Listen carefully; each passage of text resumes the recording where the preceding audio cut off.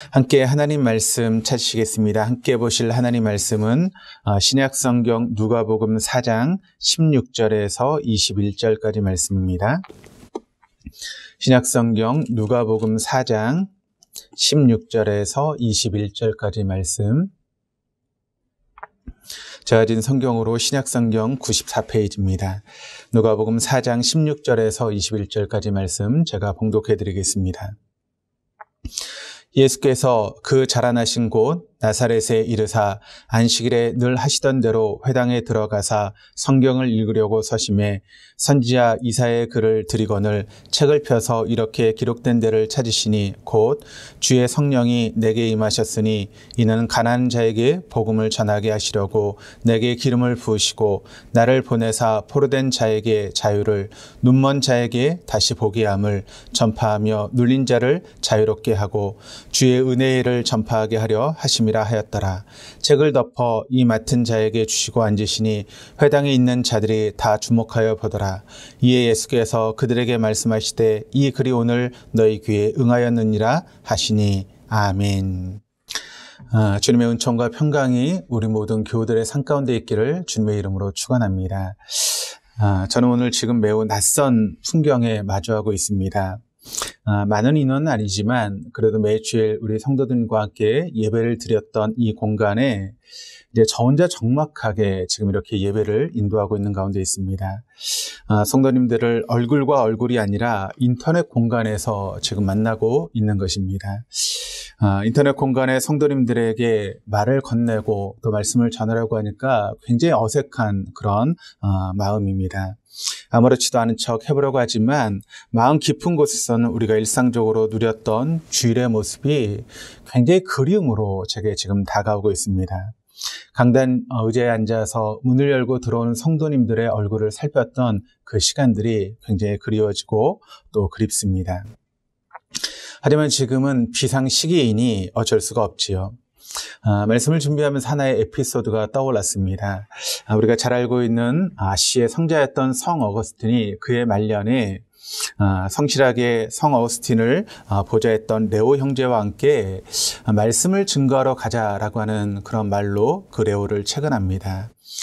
길을 걷다가 지친 레오는 어느 한적한 곳에 발걸음을 멈춘 채 사부에게 이렇게 이야기를 합니다. 사부님, 지금 많은 사람들이 선생님의 말씀을 들으려고 지금 침묵 중에 기다립니다 라고 이야기를 했습니다.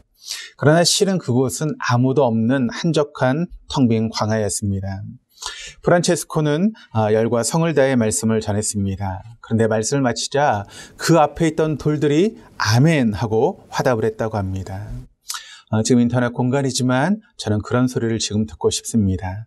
우리 모두가 인터넷 공간에서도 말씀 가운데 아멘으로 응답할 수 있는 그런 놀라운 은혜가 저 여러분의 삶 가운데 있기를 주님의 이름으로 축원합니다. 우리가 흔히 이제 경영에 대해서 말할 때 우리가 옛날에 생각했던 경영은 무엇인가 하면 어떤 이익을 창출하는 것을 경영이라고 생각했던 그런 마음들이 있었습니다. 그런데 요즘은 경영이라고 우리가 이야기를 할 때, 경제라고 이야기를 할 때 조금 트렌드가 바뀌어서 요즘 경영에서 가장 중요하게 생각하는 것은 무엇인가 하면 바로 고객입니다. 고객을 어떻게 대할 것인가, 고객을 우리가 어떻게 섬기며 그 섬기기 위해서 우리에게 어떤 리더십이 필요한가가 요즘 경영의 트렌드가 되었습니다. 그런 영향으로 인해서 전 세계 모든 기업마다 또 모든 기관마다 혹은 NGO나 심지어는 교회에서도 우리가 사명 선언문이라고 하는 것을 그렇게 작성을 하고 또 그것을 이렇게 기록하는 것이 추세가 되었습니다. 소위 미션 스테이트먼트라고 그러죠. 우리 공동체를 대표하는 사명문을 어떻게 작성할 것인가. 이것이 요즘 경영의 트렌드가 되었고 또 많은 교회 안에서도 이 사명 선언문을 작성하고 그것을 중요하게 생각하는 경향들이 있습니다. 저희 교회도 이제 사무총회록에 보시면 저희 교회 사명 선언문이 기록되어 있습니다. 그 사명을 통해서 주님께서 우리 교회를 세우신 그 뜻과 또 그 사명을 감당하는 교회가 되기 위해서 애쓰고 노력하는 그런 가운데 있습니다. 오늘 우리가 보고 있는 이 본문의 말씀인 누가복음 4장 말씀을 보시면 예수님께서 요단강의 세례를 받으시고 마귀에 이끌려서 40일 동안 광야에서 금식하신 후에 사단의 시험을 받으십니다. 그리고 그 시험을 마치신 주님께서 예수님이 자라나신 동네였던 나사렛으로 다시 돌아오게 되십니다. 그리고 예수님께서 어리셨 때부터 다니셨던 그 나사렛 회당 시나고그에 가서 다시 그 회당에서 예배를 드리고 또 성경을 읽는 그런 모습이 오늘 본문의 말씀을 통해 나타나고 있습니다. 그리고 예수님은 성인으로서 회당에서 말씀을 읽을 수 있는 그런 기회가 주어졌고 뿐만 아니라 그 사람들에게 짧지만 말씀을 전할 수 있는 그런 기회를 얻으셨습니다. 그림으로 보고 계시는 것이 바로 예수님 당시에 나사렛 회당과 같은 위치에 있는 지금도 이제 남아있는 나사렛 회당의 모습인데 이 회당에서 바로 예수님께서 말씀을 읽으시고 또 사람들에게 메시지를 전하신 그런 장소가 바로 오늘 그림에 나오고 있는 나사렛 회당의 모습입니다. 그러므로 예수님께서 선포하셨던 이 메시지를 통해서 그분이 이 땅에 메시아로 오셨던 사명, 그리고 메시아 대신 예수님을 따라가는 저와 여러분의 사명이 무엇인지를 오늘 본문의 말씀을 통해서 우리가 함께 나누기를 원합니다. 다시 말하면 오늘 우리가 보고 있는 이 본문의 말씀은 어떤 의미에서 예수님의 사명 선언문이다라고 우리가 이야기할 수 있는 그런 본문의 말씀입니다. 이런 사명 선언문을 통해서 예수님이 첫 번째 회당 메시지에 계시된 메시아의 사명, 그리고 그 예수를 따라가는 저와 여러분의 사명이 무엇인지를 오늘 말씀을 통해 함께 살펴보면서 은혜를 받기를 원합니다. 첫 번째, 예수님이 메시아로서 그에게 주어졌던 사명은 무엇인가 하면 가난한 자에게 복음을 전하는 일, 그것이 바로 예수님의 첫 번째 사명이었다라고 하는 것을 오늘 말씀이 우리에게 증거하고 있습니다.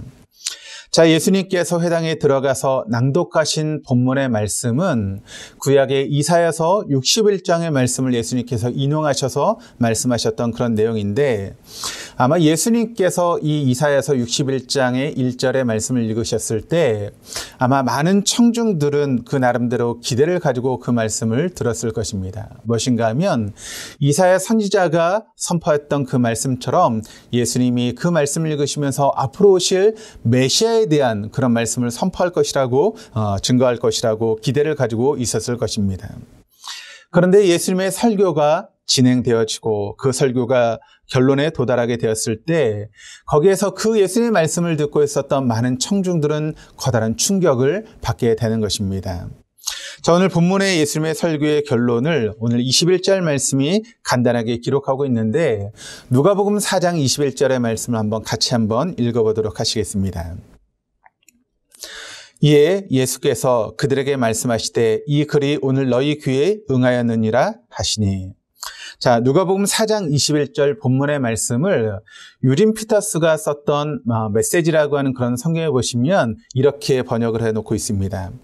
방금 너희가 들은 말씀이 역사가 되었다. 이 성경 말씀이 바로 지금 이 자리에서 이루어졌다라고 기록을 하고 있습니다. 그러니까 예수님의 말씀은 어떤 말씀인가 하면 지금 제가 여러분과 함께 낭독했던 이 말씀이 지금 이 자리 가운데 이루어졌습니다라고 하는 그런 말씀을 지금 주님께서 청중들에게 하고 있다는 것이죠.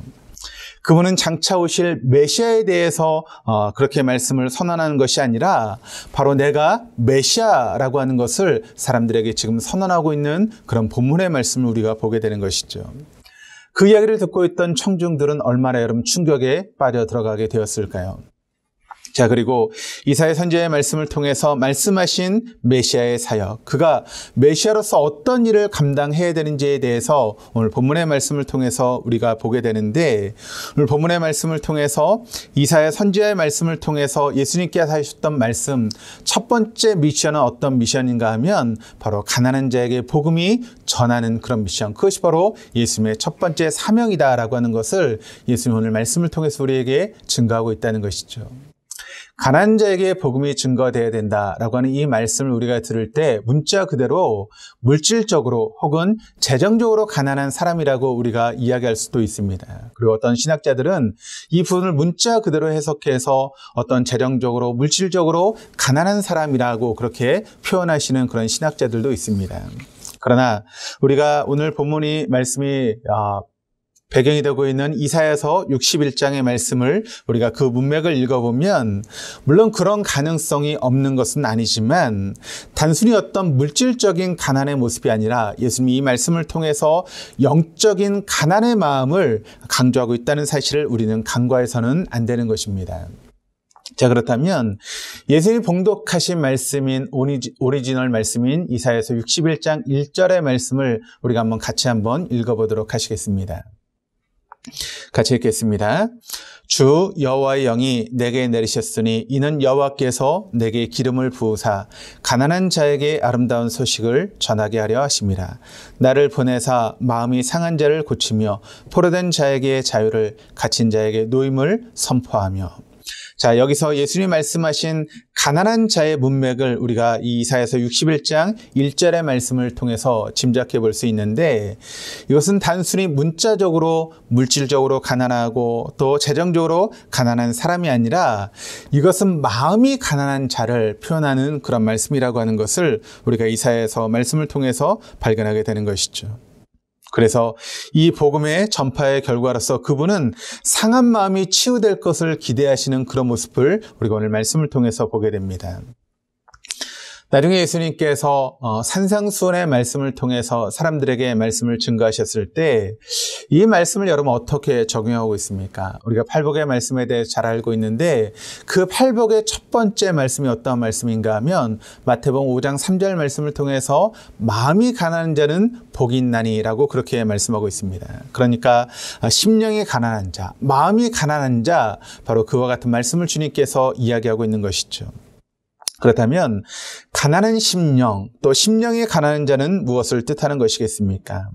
그것은 바로 무엇보다도 메시아로 이 땅에 오신 예수님을 받아들일 수 있는 그런 겸손한 마음, 그것이 바로 심령의 가난한 마음이다라고 하는 것을 우리가 알 수 있게 되는 것이죠. 이 가난한 사람은 어떤 의미에서 절박한 병자의 심정이라고 우리가 이야기할 수 있을 것입니다. 우리가 이렇게 한번 생각을 해보시죠. 어떤 중한 병에 걸린 사람이 있다고 한번 생각을 해보시길 바랍니다. 그래서 그 생명이 이제 시한부 생명을 살아갈 수밖에 없는 그런 인생이 있는데, 만약 그 사람에게 여러분 그 마음의 심정이 얼마나 절박한 심정이겠습니까? 그런데 그 사람에게 하나의 희소식이 들리게 됩니다. 그 병을 고칠 수 있는 의사가 있다라고 하는 그런 소식을 듣게 되면 여러분 그 환자가 어떻게 하겠습니까? 그 의사를 무슨 수를 써서라도 여러분 찾아가지 않겠습니까? 그리고 아마 그 의사에게 이렇게 이야기할 것입니다. 선생님, 저는 선생님을 믿습니다. 제 병을 고쳐주십시오. 선생님이 하시는 대로 제가 다 순종하며 따르겠습니다라고 하는 그런 이야기를 아마 하게 될 것입니다. 그것이 바로 가난한 자의 심정이라는 것이죠. 내가 이 선생님 아니면 살 수 없다라고 하는 그런 가난한 심정, 그것이 바로 오늘 본문의 말씀을 통해 나타나고 있는 가난한 심령이라고 우리가 이야기할 수 있는 것입니다. 근데 여러분, 만약 의사 앞에 나왔던 환자가 이런 이야기를 한다면 여러분 어떻게 했습니까? 물론 제가 좀 몸이 약한 부분이 있지만 저는 건강합니다 라고 이야기를 한다면 아마 의사는 이렇게 이야기할 것입니다. 그러면 왜 오셨습니까? 그리고 그 의사는 그 사람을 고치고 싶은 그런 마음이 아마 없을 것입니다. 그의 마음은 바로 아직도 부유한 것입니다. 그것은 가난한 마음의 정반대의 모습이다라고 하는 것을 우리가 알아야 하는 것이죠. 흥미로운 것은 오늘 본문의 메시지가 이어지면서 누가복음 4장 23절의 말씀을 보시면 예수님께서 자신을 의사에 빗대어서 말씀하시는 그런 모습을 우리가 발견할 수 있게 됩니다. 23절의 말씀을 제가 읽어드리면 이렇게 기록을 합니다. 예수님께서 그들에게 이르시되 너희가 반드시 의사야 너 자신을 고치라 하는 속담을 인양하여 내게 말하기를 우리가 들은 바 가버나움에서 행한 일을 내 고향 여기서도 행하리라 하리라. 그러니까 예수님께서 간접적으로 사실 의사에 비교해서 말씀하시는 그런 내용을 우리가 볼 수 있게 되는 것이죠. 그렇습니다. 환자들에게 있어서 자기의 병을 고칠 수 있는 의사의 출현이야말로 여러분 정말 기쁜 소식 아니겠습니까? 그런데 불행하게도 그날 예수님의 설교를 들었던 나사렛 사람들의 마음은 결코 가난하지 않았다는 것입니다. 결과적으로 어떻게 되었습니까? 바로 예수님을 거절했습니다. 복음을 거절했습니다. 아니, 복음을 거절한 것뿐만 아니라 예수님을 나사렛에서 쫓아내고 있는 나사렛 사람들의 모습을 우리가 성경의 말씀을 통해서 보게 되는 것이죠. 그래서 예수님이 여러분 뭐라고 말씀하고 있습니까? 선지자가 고향에서 환영받지 못한다라고 하는 그런 속담을 남기시고 나사렛을 떠나시는 예수님의 모습을 우리가 본문의 말씀을 통해서 발견할 수 있게 되는 것이죠. 사랑하는 여러분, 오늘날에도 우리가 복음을 전하면 얼마나 많은 사람들이 여러분 겸손한 마음이 아니라 여러분 그런 부유한 마음 때문에 복음을 거절하는 사람들이 우리 주변에 얼마나 많이 있습니까? 또 그런 거절 때문에 우리가 복음을 증거하지 못하는 그런 모습들도 우리 안에 있다라고 하는 것을 우리가 알게 됩니다. 그러나 사랑하는 여러분, 우리가 복음을 전하면 틀림없이 마치 복음을 기다려 듣듯 겸손한 마음으로 복음을 기다리고 있는 사람들이 여러분 있다는 것을 여러분 기억하시기를 바랍니다. 그것이 바로 가난한 마음입니다. 복음은 바로 이런 가난한 사람들에게 선포되어야 되는 것이 바로 복음이라는 것이죠. 바로 예수님은 그런 가난한 마음들을 위해서 이 땅에 오셨다라고 하는 것을 오늘 말씀을 통해서 우리에게 증거하고 있습니다. 그것이 바로 이 땅에 메시아로 오신 예수님의 미션이다라고 하는 것을 우리가 깨달을 수 있게 되는 것이죠. 그리고 그 주님을 우리의 구주와 주님으로 영접하며 예수를 따르는 우리의 미션이 되고 있다라고 하는 것을 여러분 잊지 마시기를 바랍니다. 메시아의 사명은 무엇이겠습니까? 두 번째로는 포로된 자를 자유하게 하는 것, 그것이 바로 메시아의 사명이었다라고 하는 것을 오늘 말씀이 또 증거하고 있습니다. 본문의 말씀을 우리가 보시면 여러 가지 인간군들이 우리가 말씀을 통해 등장하고 있는데, 근데 이 모든 것들이 죄 때문에 왜곡된 인간의 실존의 모습이다라고 하는 것을 우리에게 보여주고 있습니다. 특별히 18절 말씀을 보시면 예를 들어서 죄 때문에 포로가 되고 죄 때문에 눈이 멀게 되고 죄 때문에 눌려있는 자가 있다라고 하는 것을 오늘 본문에 말씀하고 있는데, 특별히 두 번째 보시면 포로된 자에 대해서 우리가 주목해 볼 필요가 있습니다. 여기서 포로라고 하는 것은 전쟁터에서 전쟁에 져서 정치적인 포로를 의미하는 것일 수도 있지만, 그러나 예수님께서 말씀하실 때는 보다 본질적인 의미로서 이 포로라고 하는 단어를 사용하고 있는 것이죠. 그러니까 여기서 나오는 포로라고 하는 것은 바로 죄악의 포로라고 하는 것을 의미하는 그런 내용이 되고 있다는 것입니다. 사람이 여러분 죄악의 포로가 되면 어떻게 되는 것일까요? 죄악의 포로가 된 사람을 오늘 성경 말씀이 우리에게 묘사하고 있는 말씀이 로마서 7장 19절의 말씀을 통해서 우리에게 묘사하고 있는데, 로마서 7장 19절의 말씀이 우리에게 이렇게 증거하고 있습니다. 우리 한번 같이 한번 읽으시겠습니다. 내가 원하는 바 선을 행하지 아니하고 도리어 원하지 아니하는 바 악을 행하는도다. 선행하지 못하고 악에 질질 끌려다니는 내 모습, 그것이 바로 자유를 잃어버린 그런 모습이다라고 하는 것을 말씀하고 있는 것이죠. 여러분, 우리에게 영적인 자유가 없는 것입니다. 이것이 바로 영적 자유를 상실한 죄의 포로의 모습을 오늘 말씀을 통해서 우리에게 보여주고 있는 것입니다. 그런데 현대의학은 또 현대 심리학은 이런 부분에 대해서 뭐라고 표현하고 있는가 하면 그것이 바로 중독이다라고 그렇게 표현하며 우리에게 이야기를 합니다. 내가 무언가에 중독되면 나는 거기서 헤어나지 못하게 되는 것이죠. 포로가 되는 것입니다. 그리고 그 일을 하지 않으면 마치 죽을 것 같은 그런 마음이 드는 것이 바로 중독의 모습이라는 것이죠. 그래서 계속해서 그 일을 할 수밖에 없게 만드는 것이 바로 중독의 모습이라는 것입니다. 이것이 바로 중독의 모습입니다. 제럴드 메이라고 하는 정신의학자와 또 영적인 지도자가 있는데, 이분이 썼던 책 중에 이런 책이 있습니다. 중독과 은혜라고 하는 그런 책인데, 이 책을 통해서 이분이 그런 이야기를 하고 있습니다. 한번 들어보시기를 바랍니다. 오늘 이 시대를 살고 있는 현대인들 가운데 적어도 98%는 무언가에 중독되어 살고 있다. 그런데 재미있는 것은 또 계속해서 이런 이야기를 하고 있습니다. 그런데 나머지 2%의 사람들은 내가 아직까지 만나보지 못했다. 여러분, 그 이야기가 무슨 이야기입니까? 우리 모두가 무언가에 중독되어 지금 인생을 살고 있는 것이 우리의 모습이다라고 하는 것을 말씀하고 있는 것이죠. 그래서 마치 성경이 로마 3장 23절 말씀을 통해서 모든 사람이 죄를 범하였음에라고 하는 그런 말씀과 이런 그 말씀과 비교하며 우리가 받아들일 수 있는 그런 내용입니다. 중독에는 여러분, 우리가 보기에 아름다워 보이는 그런 중독이 있습니다. 그래서 그것을 하게 되면서 우리가 뭔가 좀 더 하고 싶어지는 그런 마음이 드는 그런 중독이 있고, 또 하나의 중독은 혐오스러운 중독이 있습니다. 나쁜 것이지 알면서도 빠져들어가는 그런 중독이 있다는 것이죠. 그렇다면 아름다운 중독은 뭐가 있겠습니까? 그럴듯해서 거기에 빠져들어갈 수밖에 없는 중독, 예를 들어서 커피 중독이 있을 수 있는 것이죠. 또 알코올 중독, 성 중독, 도박, 쇼핑, 드라마, 음식 중독, 혹은 일에 빠져버리는 워커홀릭 같은 그런 일 중독도 있고, 심지어는 요즘은 가장 심한 것이 인터넷 중독 아니겠습니까? 그래서 사람들이 핸드폰을 손에서 놓지 못합니다. 그리고 인터넷에 빠져서 유튜버가 되었든 혹은 여러 가지 것들이 되었든 그것에 빠져 살고 있는 우리들의 모습을 우리가 보게 되는 것이죠. 그런데 그것은 어떤 의미에서 좀 아름다운 중독이라는 것입니다. 그런데 혐오하면서도 중독되어지는 것이 있다는 것이죠. 나쁜 줄 알면서도 거기에 빠져들어가는 것이 있다는 것입니다. 뭐가 있을까요? 바로 거짓말이라든가 도둑질이라든가 화를 내고 분냄 혹은 질투, 이웃을 비방하는 그런 모든 것들은 우리가 나쁜 것이라는 것을 알매도 불구하고 거기에 빠져들어가는 혐오스러운 중독이라고 우리가 이야기할 수 있는 것입니다.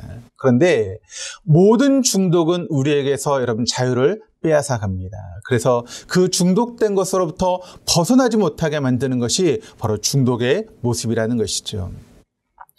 그렇다면 과연 중독에 포로된 인생에게 여러분 희망이 있을 수 있을까요? 그런데 예수님은 그런 사람에게도 희망이 있다라고 우리에게 증거하며 말씀하고 계십니다. 요한복음 8장 36절 말씀을 보시면 이렇게 증거합니다. 이러므로 아들이 너희를 자유롭게 하면 너희가 참으로 자유로우리라. 그러니까 그분이 자유케 하면 우리가 참으로 자유로워질 수 있다라고 하는 것을 예수님께서 말씀하고 있는 것이죠. 그래서 어떤 사람들은 예수님을 자기의 구주와 주님으로 영접하는 그 순간부터 자유를 누리는 그런 사람이 있지만, 또 어떤 사람들은 신앙 안에 들어와서도 진정한 자유를 얻기까지 오랜 시간이 걸리는 사람들도 있을 수가 있게 된다는 것입니다. 그러나 그가 진지하게 예수님을 붙들고 있으면, 그리고 예수의 진리의 말씀을 붙들고 있으면 그는 마침내 중독에서 벗어날 수 있게 된다라고 하는 것이 예수님께서 우리에게 약속하신 말씀이라는 것을 여러분 믿지 마시기를 바랍니다.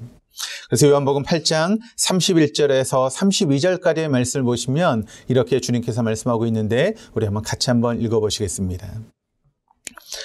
그러므로 예수께서 자기를 믿는 유대인들에게 이르시되 너희가 내 말에 거하면 참으로 내 제자가 되고 진리를 알지니 진리가 너희를 자유롭게 하리라. 이것이 바로 주님의 약속의 말씀입니다. 그러니까 우리가 참으로 주님 안에 거하고 또 우리가 참으로 그 주님의 말씀 안에 거하는 삶을 살아간다면 그 진리의 말씀은 드디어 우리를 자유롭게 할 것이다 라고 하는 것을 주님께서 우리에게 약속하시며 말씀하고 있다는 것입니다. 여러분, 이것이 바로 복음 아니겠습니까? 포로된 자를 자유하게 하는 그와 같은 놀라운 복을 주님께서 우리에게 말씀하고 있고, 또한 그와 같은 일을 위해서 주님께서 이 땅에 오셨다라고 하는 것을 여러분 믿으시기를 바랍니다. 이것이 바로 예수님께서 이 땅에 메시아로 오신 예수님의 사명이고, 또 이 땅을 함께 살아가는 우리 모두의 사명인 줄 믿습니다. 예수님의 사명, 우리의 사명 세 번째는 바로 눈먼 자를 다시 보게 하시는 그런 사명이다라고 이야기를 하고 있습니다.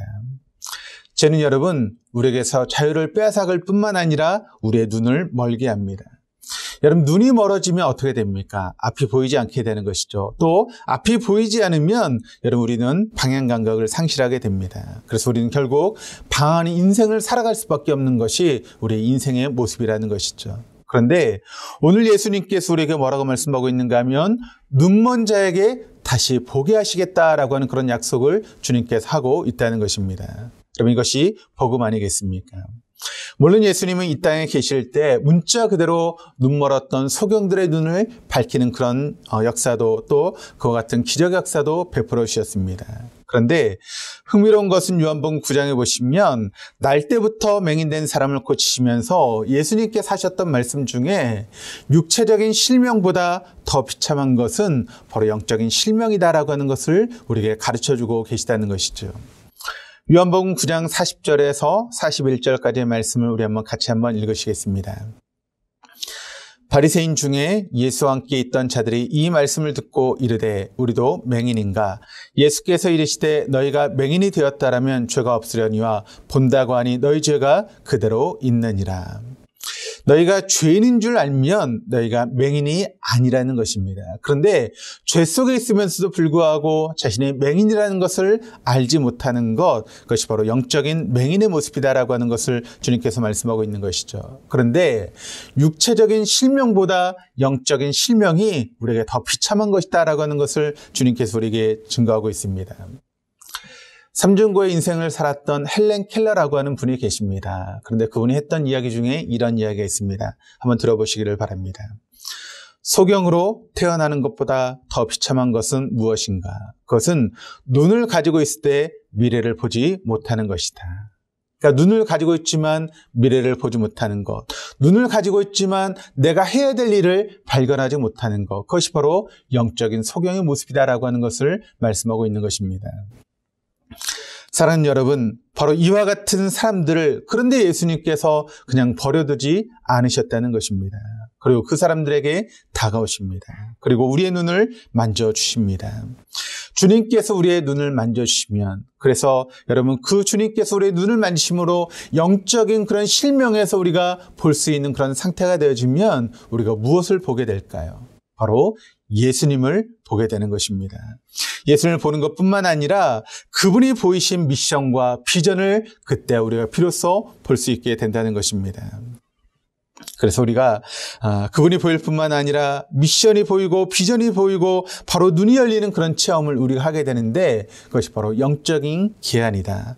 Eye opening experience라고 하는 그런 말을 쓰고 있는 것입니다. 바로 눈이 열리는 그런 체험들을 우리가 하게 된다는 것이죠. 사랑하는 여러분, 우리 주님은 저와 여러분의 눈을 열기 위해서 이 땅에 오셨다는 것을 여러분 믿으시기를 바랍니다.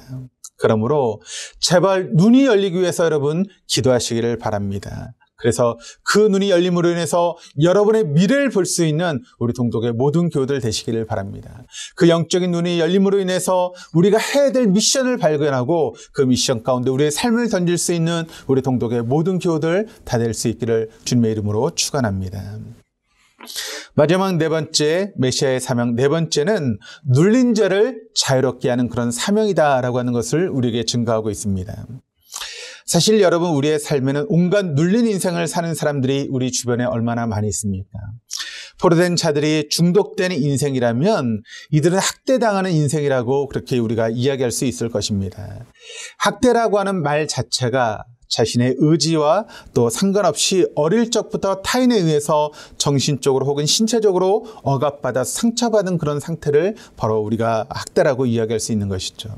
그런데 그런 학대가 우리의 신체적으로 또 정신적으로 남게 되면 쓴뿌리가 우리에게 남기게 됩니다. 그래서 자신을 학대하고 이웃을 믿지 못하게 되고 자기 연민과 어떤 무력한 삶 그리고 자기의 삶을 살게 되는 것이죠. 그런데 성경은 뭐라고 말씀하고 있는가 하면 이렇게 사는 이유가 영적으로 강하게 눌렸기 때문에 우리가 그와 같은 삶을 살게 된다라고 하는 것을 성경이 우리에게 증거하며 말씀하고 있다는 것입니다. 그리고 그 눌림의 배후에는 누가 있는가 하면 사단과 악한 마귀가 있다라고 하는 것을 우리에게 증거하며 이야기를 하고 있습니다.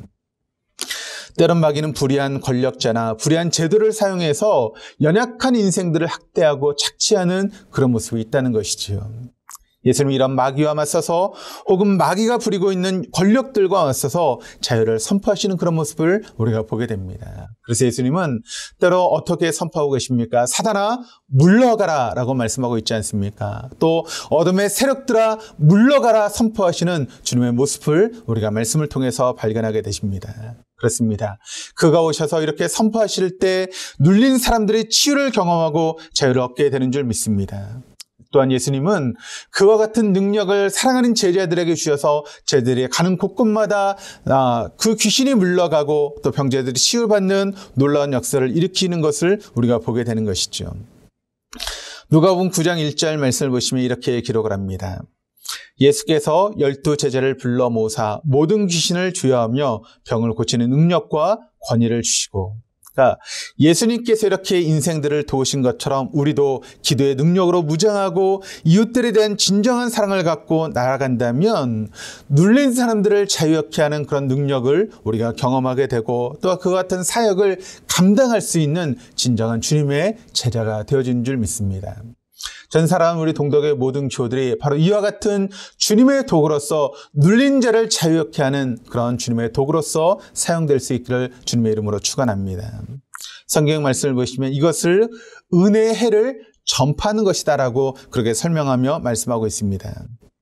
그런데 예수님께서 오심으로 바로 그때가 왔다는 것입니다. 바울의 말처럼 고린도후서 6장 2절의 말씀을 보시면 지금은 은혜 받을 만한 때요 지금 구원의 날이로다라고 그렇게 선포하고 있습니다. 그러므로 우리가 마음껏 은혜를 받는 것이 중요한 것입니다. 풍성한 은혜를 누리고 그 은혜를 때로는 필요한 이웃들에게 나눠주며 주님의 도구로 사용되는 그런 삶을 살아가는 것, 그것이 바로 우리가 주님께 받은 미션이고 비전 아니겠습니까? 그와 같은 모든 사명을 감당할 수 있는 그 비전을 이뤄갈 수 있는 우리 동독의 모든 교우들 다 될 수 있기를 주님의 이름으로 축원합니다.